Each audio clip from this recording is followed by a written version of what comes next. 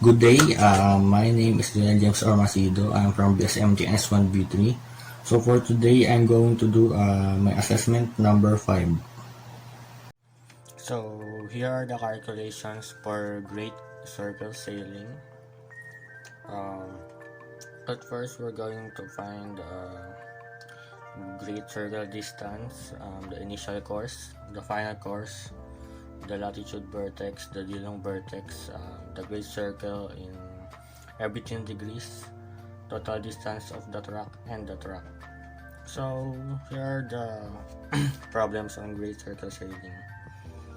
At first, you are going to determine the waypoints to use along the Great Circle track or GCT from 35 degrees minutes north to 007 degrees minutes west to 39 degrees minutes north and 074 degrees minutes north.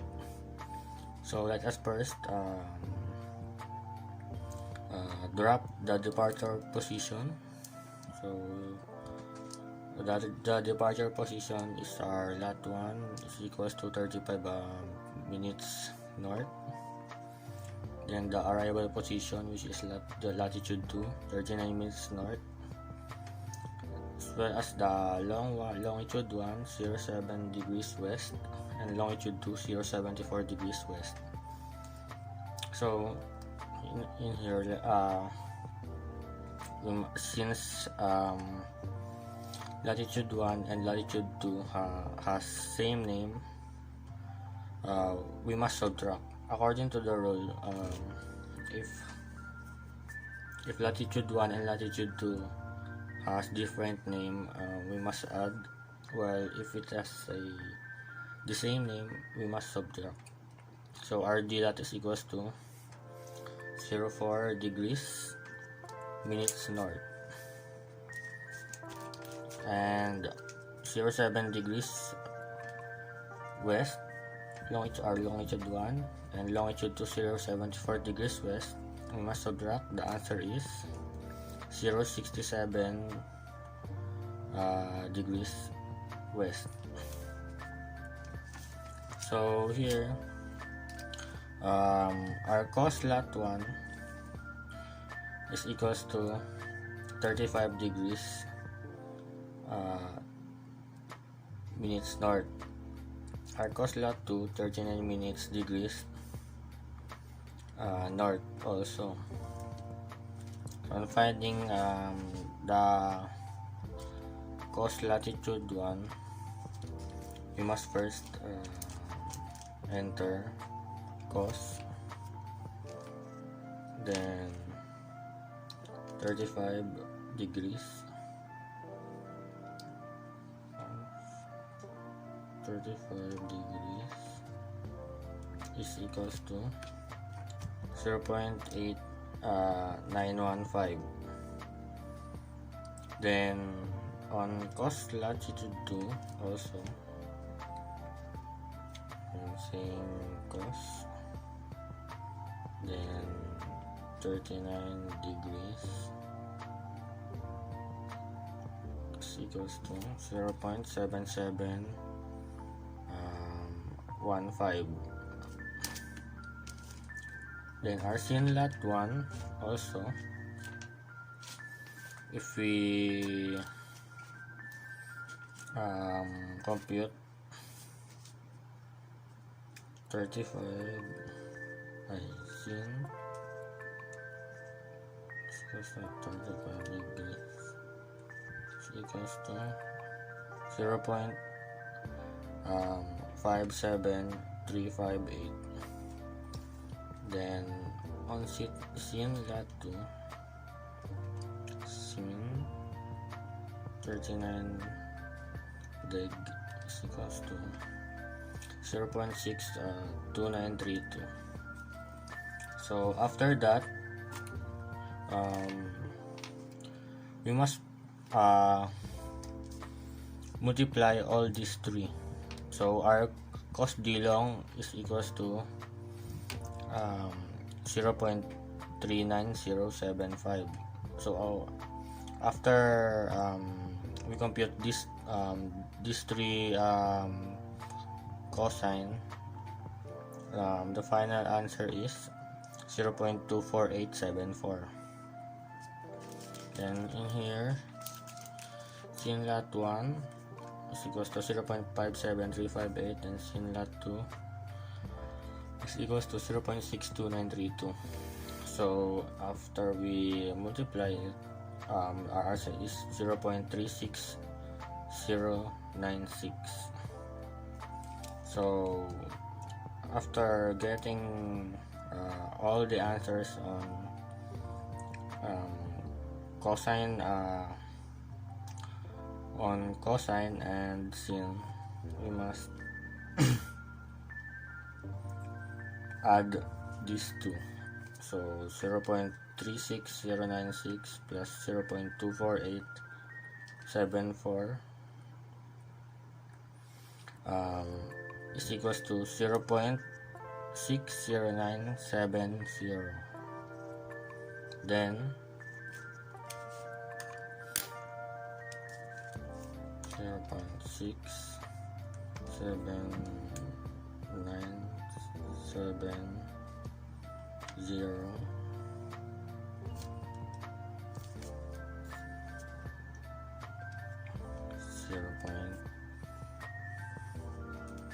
0.36096 plus 0.24874 equals to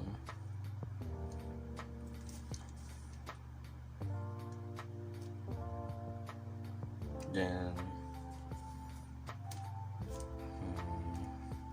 shift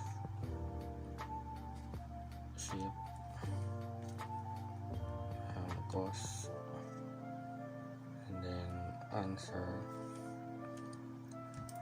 equals then degrees. So here is the answer. 52 degrees 25 minutes 55.87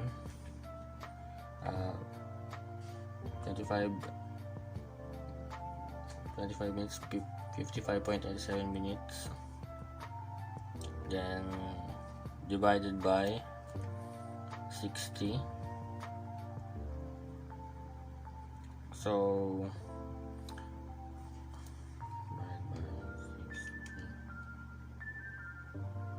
the answer is 0.87. So round up 0.9. That's why 52 degrees is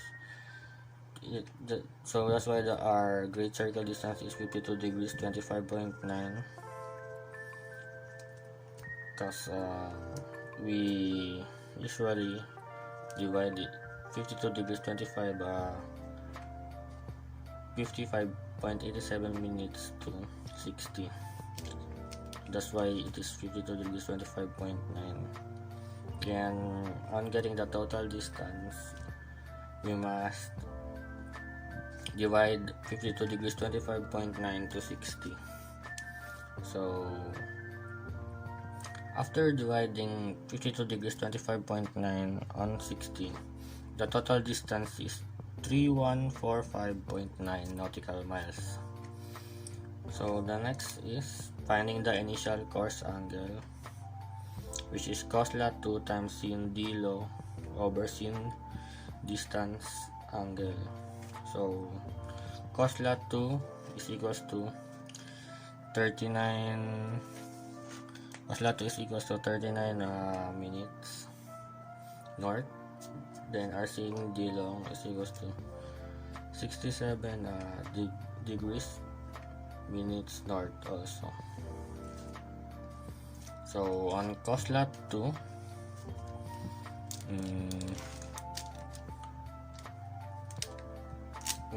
when we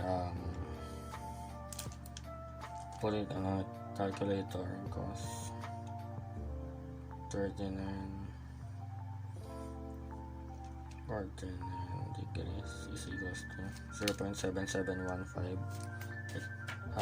It's the same as on our previous computation on the GCD, as the same opposite.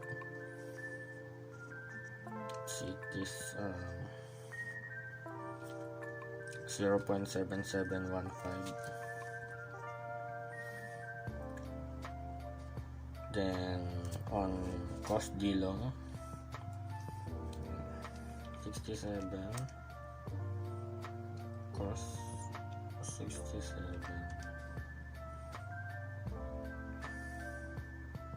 degrees equals to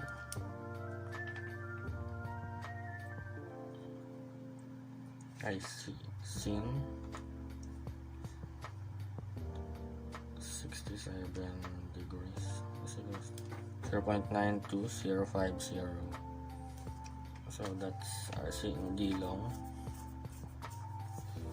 and after that we must compute our sin distance, which is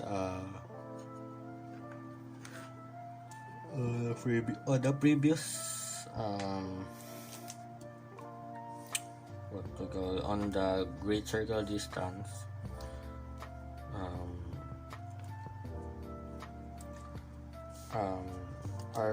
our distance is 52 degrees and 25.9 minutes.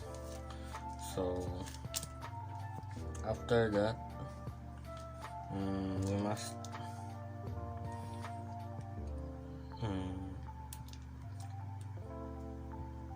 we must divide it by 60.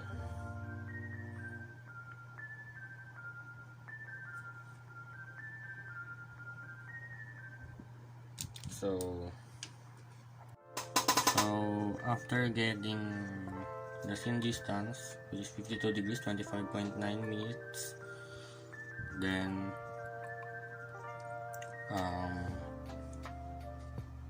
we must use sin, then distance, angle. So that's why our answer is 0.79263, and after that we must divide 0.71537 to 0.79263. So 0.71537 divided by 0.79263 is equals to 0.90253. Then shift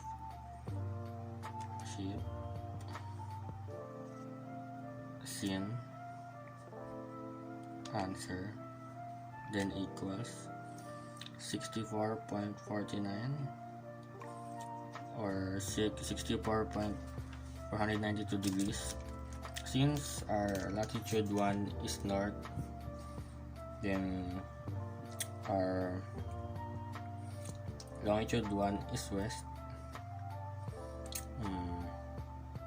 we must subtract it by 360 according to the quadrant rule. So that's why it is northwest. So 64.492 degrees divided by a minus 360 is equals to 295.508 degrees. That is our true course. So sin FC angle is equals to cos not 1 times sin dilo over sin distance. So cos not 1 is equal to 35 degrees is equals to 0.81915. The sin dilo is equal to 67 degrees. It is equal to 0.92050. So we must multiply both 0.8195 and 0.0 equals to 0.7503. Okay, divided by our sin distance, which is 52 degrees 25.9 minutes. So sin then distance is equals to 0.79263. After that we divide 0.75403 divided by 0.79263. equals to 0.95130. Then shift 0 is equals to 72.05045. Then add 180 equals to 252.045. We add 180 because the name is Southwest, which is if the according to the quadrant rule, if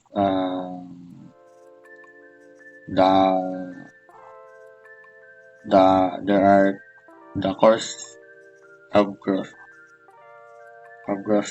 direction, we must add on the true course, which is 180. So next is coslat vertex. So coslat 1 seen in initial course angle.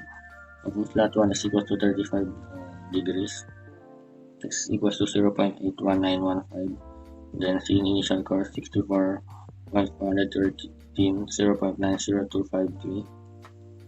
Then multiply 0.81915 times 0.90253 equals to 0.73931 north.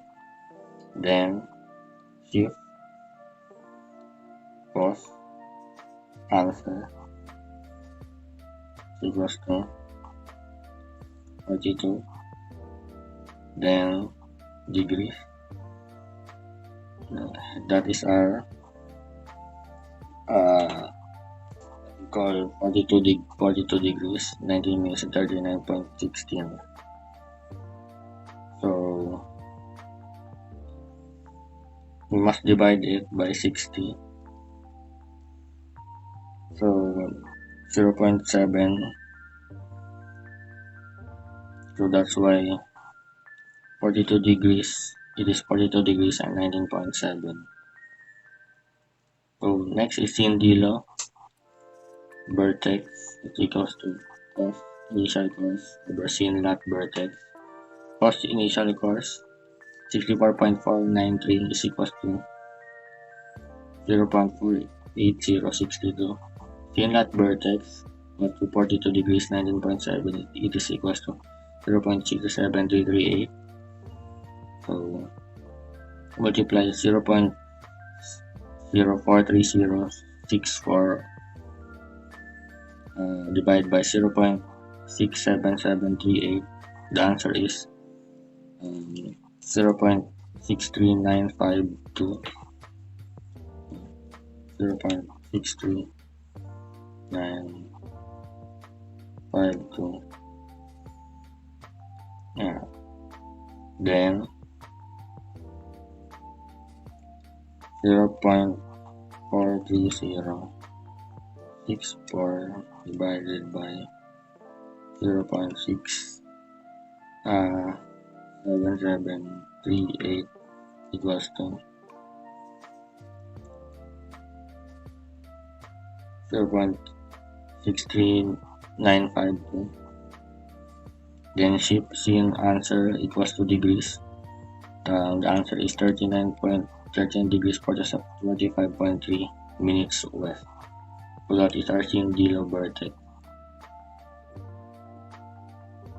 In finding course and distance, latitude 0 is equals to 35 minutes north, then 36 minutes 07.2 north.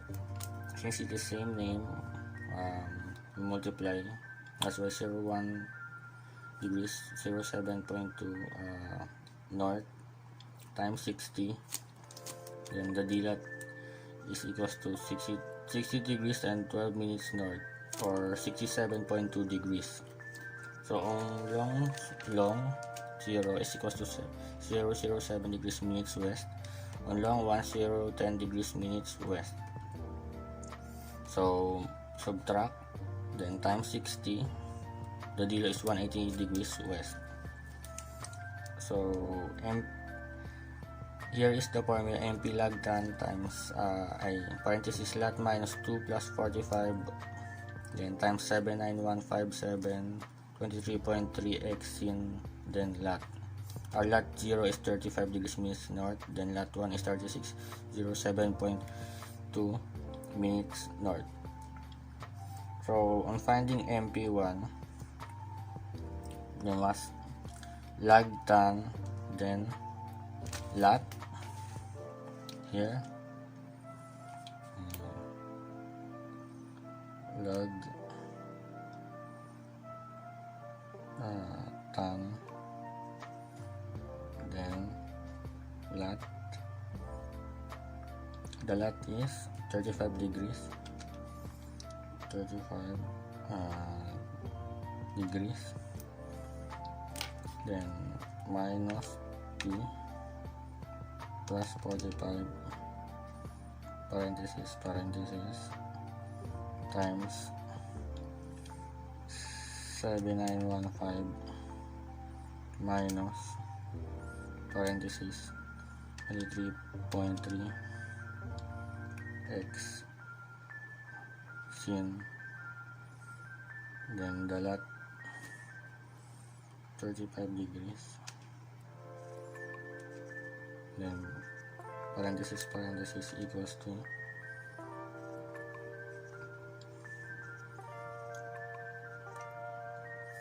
223.0.92, same as on lat 1 at 36 degrees 07.2 minutes north. Then the MP2 is 2313.16. So after that, we subtract this to find the DMP. So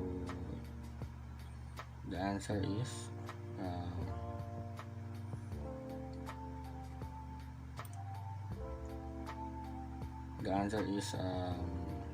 12.24.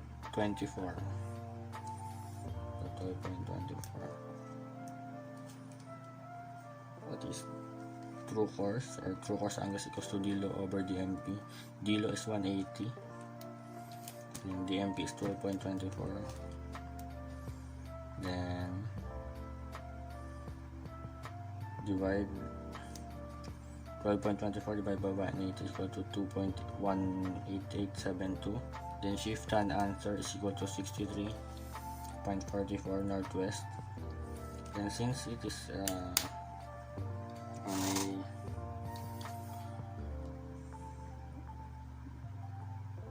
on a cross course, crossing the course line, we must subtract minus 360. Then our true course is 294.56 west, or 295.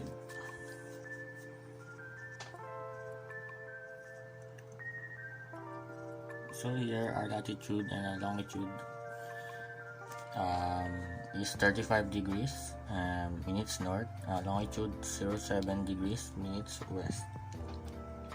So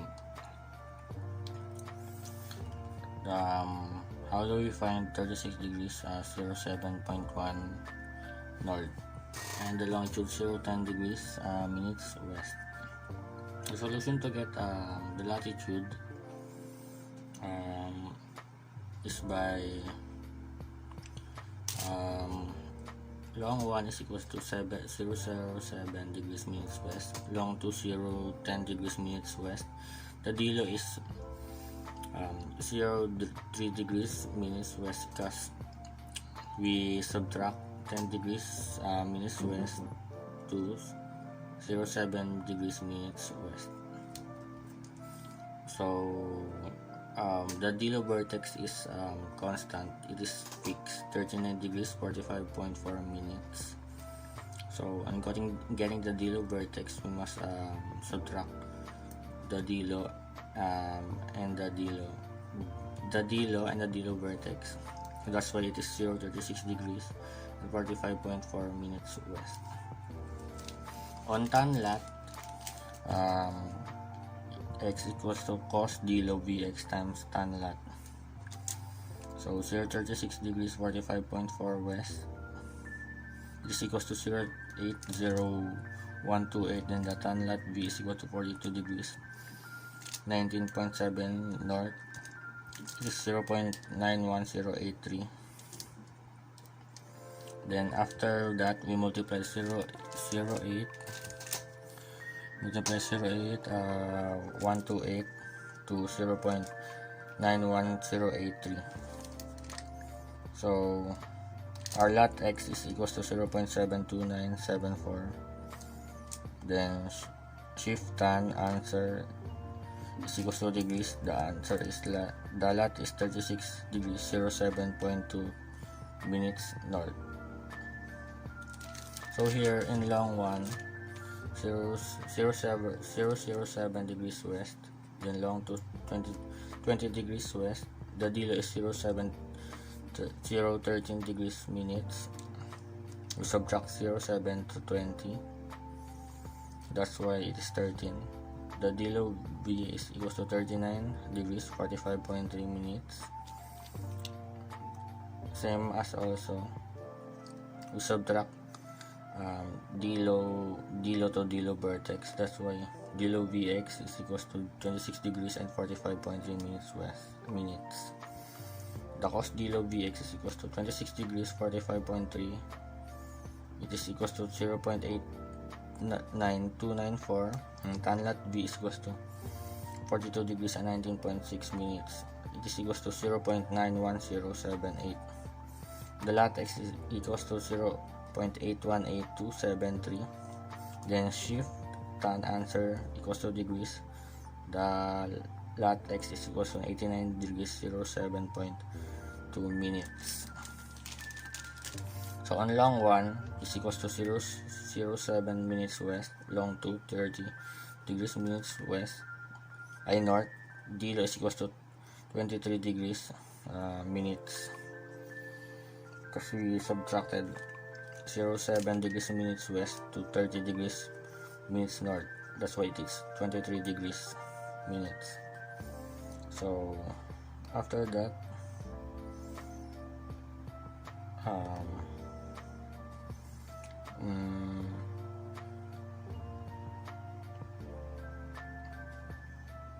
since it is different name, we add 30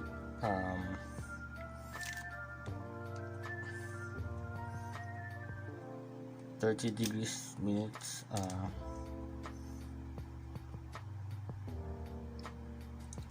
north to 007 degrees minutes west. So the dilo v is 39 degrees 45.3 minutes.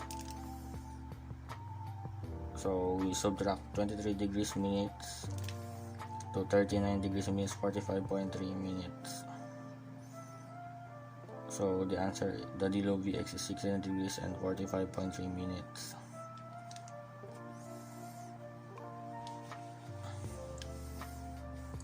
So COS dilo vx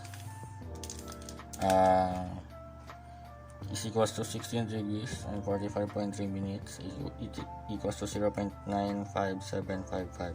Tan lat v is equal to 92 degrees and 19.6 equals to 0.910787. The lat x is equals to 41 degrees and 05.5 minutes.